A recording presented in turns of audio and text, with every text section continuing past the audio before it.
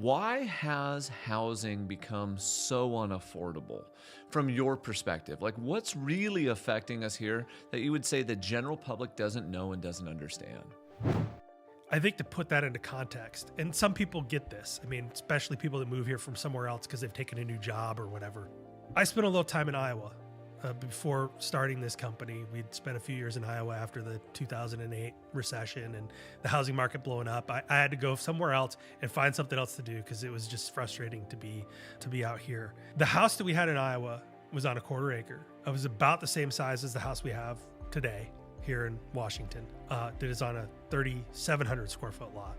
Substantially different, right? And depending on how well you trust some of those little marketing things that the realtors send out about what your house is worth at any given point in time, it's worth, right now they say somewhere around $850-ish, $860-ish. That house, $230,000 in Iowa. Yeah, massively different. Massive difference. Now the wages are lower in Iowa, cost of living's lower in a lot of ways in Iowa, so that makes up for part of it, right? But why is real estate so different in value?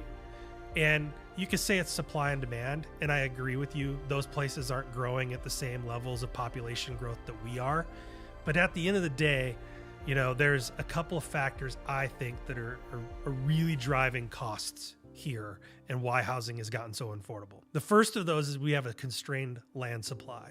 About 30 plus years ago, more than that now, Growth Management Act was adopted by the state legislature. And prior to that, communities planned, but they didn't always coordinate their planning, and planning for certain elements of land use was not always coordinated or thought of relative to planning for things like infrastructure and what that would cost and who would provide it and those sorts of things. So they adopted the Growth Management Act. Yep. And the Growth Management Act, in that process, and we can talk a little bit more about that later, but I want to answer your question first. It's one of the main requirements is identify your areas where your urban growth is going to be, and that's where your urban growth is going to be.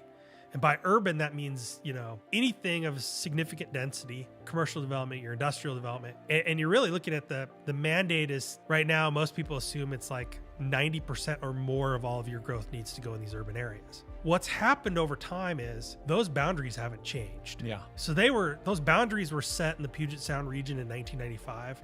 Wow. And albeit a few things here and there along the way, because there have been some minor adjustments and some changes.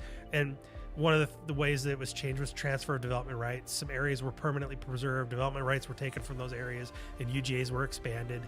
But at the end of the day, when you say we're going to take 90% of growth, we're going to put it in urban areas, or 95% of growth, which is really what they're striving for now, and we're going to put it in the urban areas. That looked substantially different in 1995 based on the population projections at that time than it does today in 2024, right?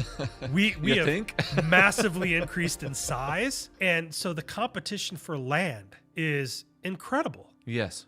Astronomical. And it's not just developers that are competing for the land. So you have developers that are trying to buy the land. You have cities that are trying to buy the land for parks, trying to buy the land for public buildings. You have school districts trying to buy the land for new schools. Everybody's competing. And when you have competition like that, prices go up. When you have a scarcity of a product, prices go up. And then with that, land seller expectations. So I remember when I started doing some of this work, I started out in the Master Builders Association in 2000. A couple of years later, I went and worked for a company called Barclays North. It was a huge land developer at that time. I would say back then in the early 2000s, 20 years ago, most people didn't have a good sense of what their property may be worth. They would throw out a crazy number, but they know my house, it's listed, it could list for maybe 850, 860, whatever.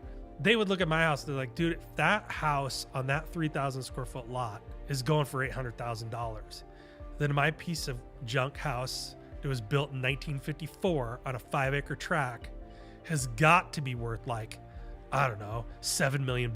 Yes. Right? So the land seller expectation, because of what they see in the marketplace, has changed substantially. And what they're not looking at when they're throwing out a number or they're creating the expectation for what they want is, what's it going to cost that builder to develop that property? And by develop, I mean permitting it through the process, and then actually constructing it and financing all of that along the way and ending up at a unit. And when you get there, you have to start is what what can I sell this unit for? And then, you have to back all of these things out. And then you come up with a number of what you can pay for the land. Yeah. That's the working assumption of what you can pay for the land. And you have to have some safety factor in there. At the end of the day, I compare it, you're like a guy sitting at a Texas Hold'em table or a gal sitting at a Texas Hold'em table. You're taking a calculated risk based off of the analytics of if it's this combination of cards and this is what's on the table, that's what it looks like.